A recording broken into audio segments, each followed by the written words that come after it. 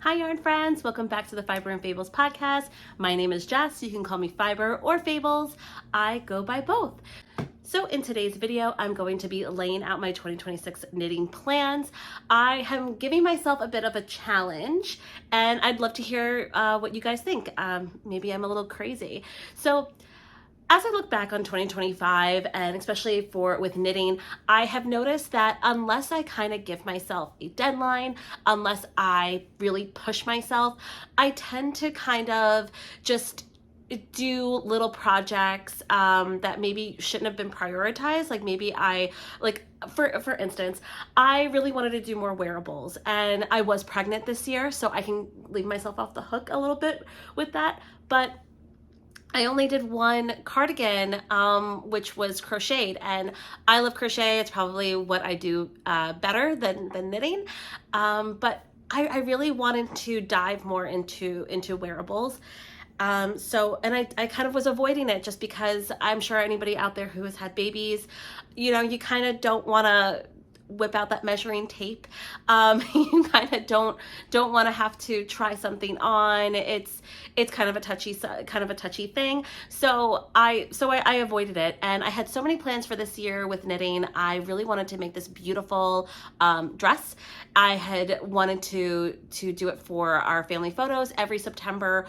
Me and my family, we do our portraits, and I thought it would be really cool if I knitted a piece or if I knitted my dress. And I ended up not doing that just because I was pregnant, and I also was pretty sick during my first trimester, and so that kind of prevented me from getting a lot of knitting done. So with that being said, I thought, well, 2026 is just around the corner. Why not really push myself? So I've decided to have 2026 be the year of wearables for me. So I have decided that every first of the month, the first day of the month, I'm going to be casting on a wearable. Now, that does not mean that I need to finish it within the month. I have two little kids. I work full time. I have a pup. I have a lot going on. So there's no way that I'm going to be able to finish each project every month on the dot. So I'm giving myself a little grace, but I just want to cast on. I have a completionist mindset where if I start something, I want to finish it. So I figured that if I just sort of cast it on, it will kind of bother me that I have a WIP that isn't done, and that's going to motivate me to get it done. So this might end up in disaster and I might have 12 WIPs by the end of this year, but keep me in your thoughts. So I've decided that I'm going to just pick 3 at a time. I'm going to break them down by season. That doesn't mean that they are seasonal WIPs, as in I'm going to do winter knits in winter, spring, it just means that these are the 3 that I'm going to be doing, just because I don't want to lock myself in for the entire year, just because I want to kind of keep myself open to maybe there's something that I'm really craving to knit, or if I feel that I'm really behind, I might end up picking maybe a couple of simple knits or maybe some stockinette knits that to where I can maybe wrap up once in the earlier months. So I have picked already for January, February, and March. So for January, I think I have spoken about this before. I have been really wanting to knit the Lumi pullover by Sari Norland. I'm a big fan of hers. She was this month doing an advent calendar where every day she was discounting one of her patterns, and this happened to be one of them. So I did scoop it up, and I already had the yarn for this. So I'm going to be using Lion Brand's Fisherman Wool. I'm going to be using, in the main color, I'm going to be using Nature's Brown. And this is just this very, very, very beautiful, chocolatey brown. In the contrasting color, I'm going to be using Oatmeal, which is this very natural color. Very, very beautiful. I have actually seen people on Ravelry use this combination for their Lumi pullover, and it was absolutely beautiful. And I thought, well, what's stopping me? I already bought the pattern. I already have the yarn. Let's do this. So that will be my cast on that I will be doing on January 1st, and which is in I think like a day, 2 days by the time you're seeing this video. So that will definitely get casted on. I'm very excited. I have never knitted anything like this before. This is gonna be my first knitted wearable. So I'm very, very excited. I've been studying the pattern. I have already gathered my materials. I've gathered out the appropriate knitting needles, and I'm gonna start gauging maybe tonight just to make sure that I have the correct needle size, my tension is good, so just so I am ready to go. One reason I'm also not giving myself the deadline of having to do this within the month is because I want to make these wearables something that I would actually wear, something that I actually want to wear for longevity. So I don't want to rush them. I don't want to end up, you know, just having things done sloppily because I just wanted to get it done. And that's not a way that I like to knit. I like looking at my work as, even if it took me a lot longer than I wanted to, I wanted to look at it and it be something that I'm very proud of. So I'm very excited about this sweater. Have you knitted this sweater? It's very popular. So so let me know if you have any tips. I'd love to hear about it. So the next knit for February 1st, I decided to give myself maybe something a little more, I guess, easy. This is a tank top. This is the Moon Crush tank by Jack Studio. I definitely have spoken about this before. I already have the yarn for it, and this was gifted to me by my husband for our anniversary. It's absolutely beautiful. I'm not 100% sure which color I want to put where. I have seen a lot of people put the variegated color first, but I saw one photo that one gal did, and the variegated was in the middle, and she used very similar colors to this, and I thought it looked absolutely beautiful. So it was kind of my inspo. So I don't know. Let's see how I feel. I have a bit of time to think about this, but I am very excited. I do have to purchase the pattern, and Jack Studio also just came out with this really cool beanie. It's I think it's called a marble beanie.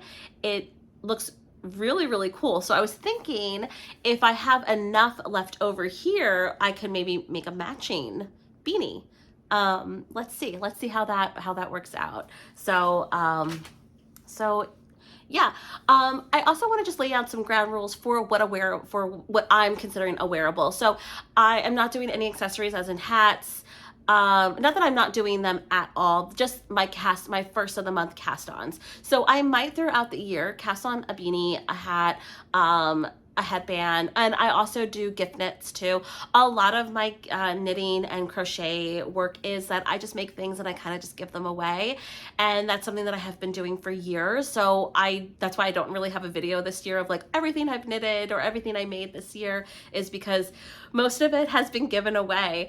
So I kind of want to roll that back a bit, but definitely, you know, throughout the year, people get married, people have babies, people have birthdays and things that I want to make for them. So that's what I'm also leaving room for. So that doesn't mean that I am not knitting anything that's not a wearable. It just means that my first of the month cast on will be a wearable. So so I will have 12 cast-ons by the end of the year. Let's see how many I finish. So wish me luck on that.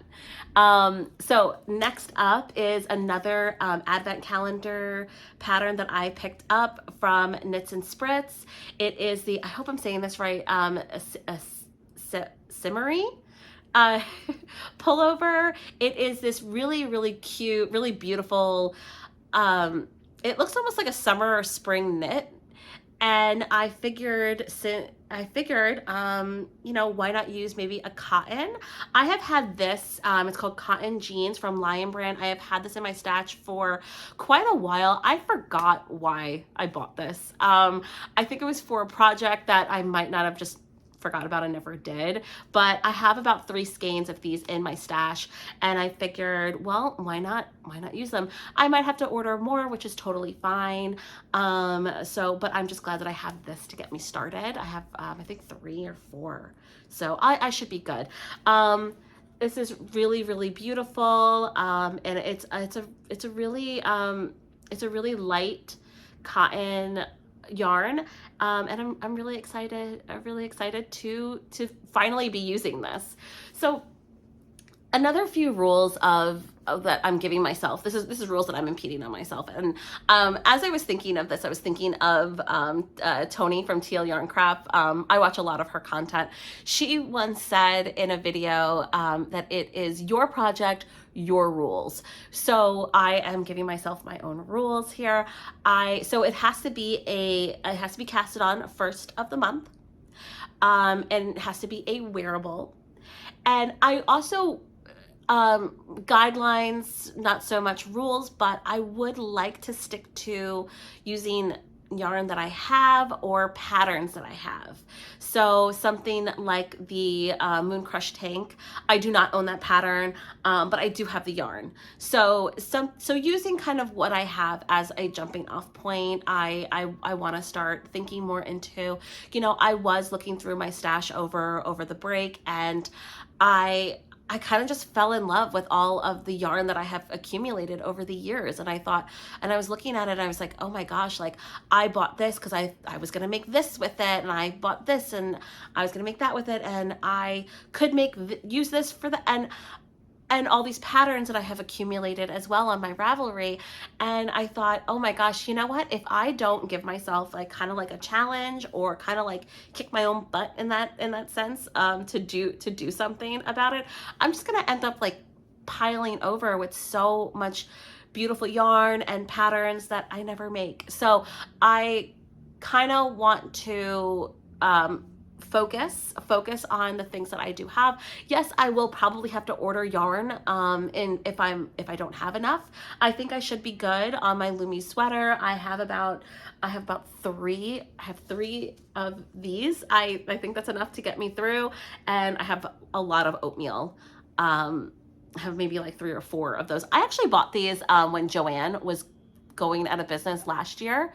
They were having like some huge sale, and I absolutely loved this yarn. I had used it for my Josie hood, and I thought, oh my gosh, this yarn it has a really toothy feel to it, and it's gotten such good reviews. People that I watch on YouTube have said that it's just a great budget 100% wool yarn, and that they really love it for a ton of projects. And if you look through Ravelry, probably any garment that you have that you're looking at, probably somebody has made it with this yarn. And so I was like, well, I'll just buy a lot of it and keep it in my stash, and I'm sure it'll come in handy. And what do you know? So glad about that. So I'm gonna do my best to stick to that. I do have and I'll probably do this video again maybe mid-March or early March for the next 3.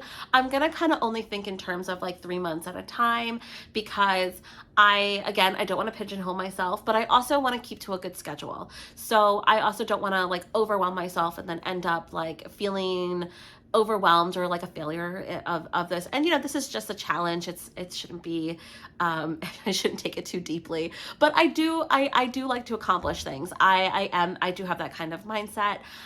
So if I see that, I'm just very, very overwhelmed, I might give myself some easy things, maybe like crop tops or something that is wearable, that I would wear, that I will get use out of, but that might be a little bit quicker to finish. So yeah, and I also have been wanting for the longest to knit this one dress. So I'll show you the pattern here. And so that probably will be my April 1st knit, because that I have to have that finished by September, and I want to give myself plenty of time to do that. I was looking at reviews for it, and I don't know I'm also not sure of the type of fit that I want. If I want it to be more fitted, or if I want more positive ease. I definitely don't want negative ease in it, but I'm just gonna have to see. I even already bought the yarn for it. So another thing I don't have to buy. I might want to order maybe some like glitter yarn to kind of maybe jazz it up a bit. So let's see how that works out. I've also have been really wanting to make like a Christmas poncho. I have a pattern for that. I do not have the yarn for it. So I might put that actually earlier, like probably like the next batch of months, like my next 3, I might have that be kind of like my holiday end of year knits, just because I want to give them like the most time to finish, and so that I'm not like under the gun on that. So let's see how that all works out. And yeah, so what are some of your 2026 knit plans? Do you have any? Do you make any? Or do you just go based on vibes? Let me know down below. Please like, comment, subscribe, and share the video if you think it's worth sharing. Follow me on all my socials. Let's be friends. Bye, guys.